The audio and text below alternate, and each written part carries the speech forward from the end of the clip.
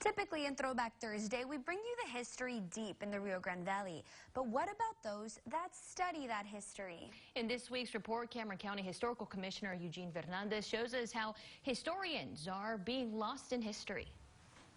What we're going to talk about today is vanishing species. Now, a lot of you are very aware of the jaguarundi and the Texas box turtle and the snail darter and those type of things. But we're talking about something here that is human. The vanishing species is the historian, if you can imagine. This part of the country is replete with stories that go back, especially from the period between 1850 and 1950, that 100-year span there.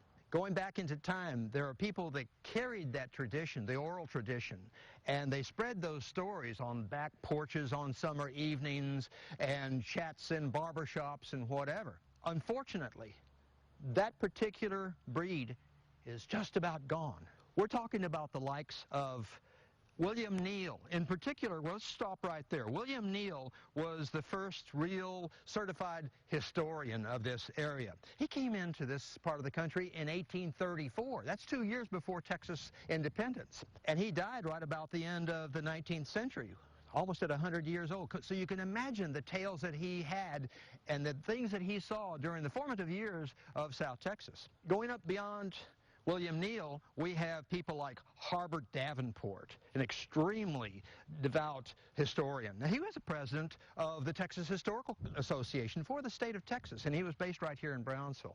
His library is resident in the University of Texas. Then you had people like Eddie Valent, an AA champion. Eddie Valent was the president of the local historical association for quite some time, and he was an amateur artist, so he did sketches of the old buildings that he saw photographs or that he actually saw during his lifetime.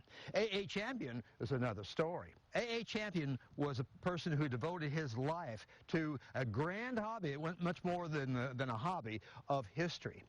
He had great files, and he was of the era that he saw those people that were out there, the very last vestiges of our founding fathers. He talked to them. Up the valley, we have another group of people, and they are mainly women that carried the word of history on beyond. And they were people like Cleo Dawson, Lucy Wallace, and in later years, Marge Johnson. Up until about 5 or 10 years ago, there were actual figures from the old founding dynasties that were on our streets, that were living among us. You had people like Agnes Brown, Marie Vivier, Frances Wagner, Mary Hicks, and they told stories that were so delightful. On with the good news. There is a foundation that's being formed that will nurture the historians, will actually grow our historians, and it's called the South Texas Center for Historical and Genealogical Research. Within their programs, they have particular elements to build what you would call the certified historian. Now, in other parts of the country, if you try to be a tour guide and you go out there, you can't do it without a license, because who knows what kind of features you're going to bring into your narrative. George Washington slept here, and he really didn't. No, you've got to be certified by the city of New Orleans, city of Savannah, or whatever. We're going to have that here for the Valley. Not only are we going to have that, but we're going to have a junior historian state chapter. It was here, that particular chapter, organized chapter, was in the Brownsville schools for many years, but then it was let go. We're going to bring it back and put it into curriculum.